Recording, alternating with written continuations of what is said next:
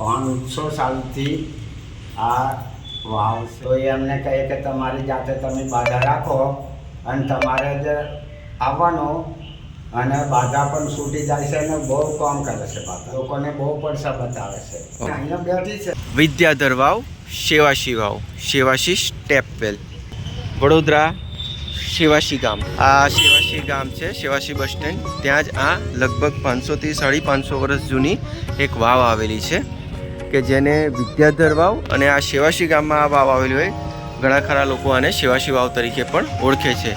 500 થી 550 વર્ષ જૂની આ વાવનો ઇતિહાસ કહેવામાં આવે છે. વાવમાં એન્ટર થતાં તમને એક બાજુ માં ખોડિયાર માતાજી અને બીજી બાજુ હરસિદ્ધિ માતા ફોટા મૂકવામાં આવેલા છે, જેમના દર્શન કરવા મળશે. અહીંયા એક સૂચના મારવામાં આવેલી છે કે અંદર માતાજીનું મંદિર હોવાથી કચરો ના કરો અને બૂટ ચંપલ બહાર કાઢીને અંદર જવું. અને અંદર પણ મંદિર છે જેના આપણે દર્શન કરીએ. ઘણી લાંબી વાવ છે અને ઊંડી વાવ છે. કેટલા માળ છે જોઈએ. આ સામે મોટો કૂવો જેવું છે, જો આ પ્રમાણેનું છે. એમ તો હવે વાવને એવું ઘણું સ્વચ્છ રાખવામાં આવી છે. અહીંયા ઘણા એવા મંત્રો કે શ્લોક લખેલા હોય, ખ્યાલ નહીં, વાંચી શકાય તેમ નથી. આઈ થિંક સંસ્કૃત ભાષામાં હશે. વાવની કલાકૃતિઓ તમે જુઓ, એ સમયનું સુંદર કોતરણી કામ આ પ્રમાણે સીધું છે અને એક એક આપણે માળ ઉતરી આ વાવની નીચે જઈ રહ્યા છે. લગભગ 7 થી 8 માળ આ ઊંડી વાવ. જેમ આપણે વાવની નીચે જતા જઈએ છીએ તેમ ઠંડકનો અનુભવ થતો જાય છે. જય શ્રી મહાકાળી માતાજી. અને આ બાજુ છે જય શ્રી અંબે માતાજી. અમે લગભગ 4 થી 5 માળ નીચે આવી ગયા છે.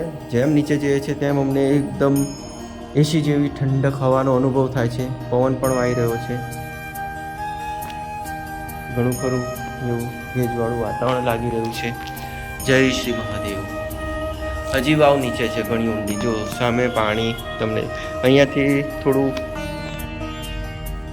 પાણી આવતું હશે.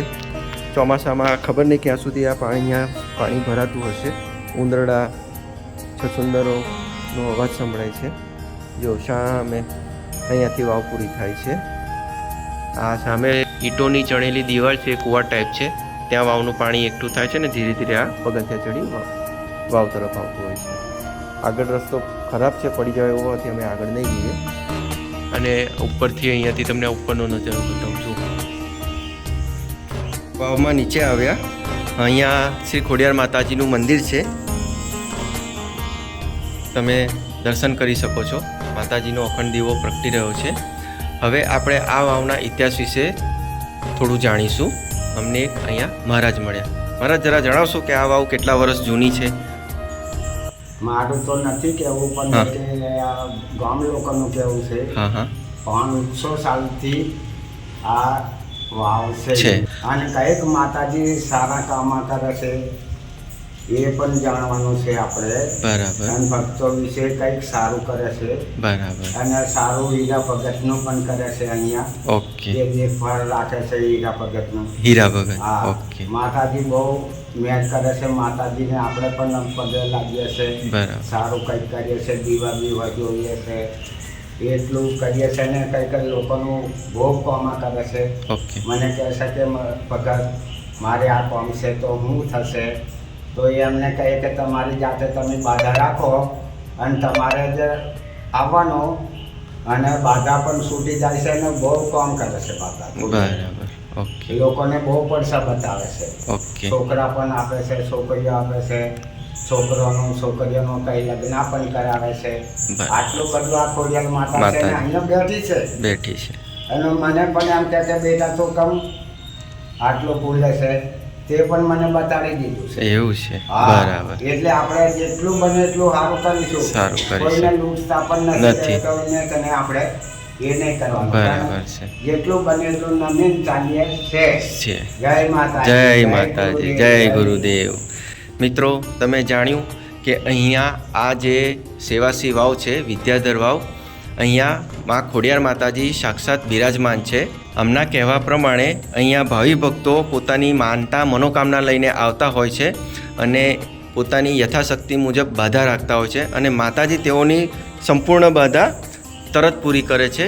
કોઈને બાળકો ના થતા હોય, કોઈનું અડધું કામ અડચણવાળું કામ બગડ્યું હોય તો અહીંના માતાજી સાક્ષાત બિરાજમાન સૌની મનોકામના પૂર્ણ કરે છે. અહીંયા જો આ છોકરા જે ના થતા હોય, લોકો આ કોડિયું જે બાળકોને ઝૂલા ઝૂલાવવાનું હોય છે તે પણ માતાજીના મંદિરે અર્પણ કરતા હોય છે.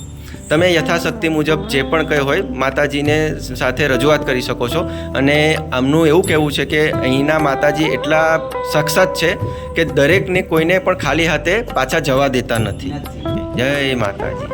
માતાજી સૌની મનોકામના પૂર્ણ કરે.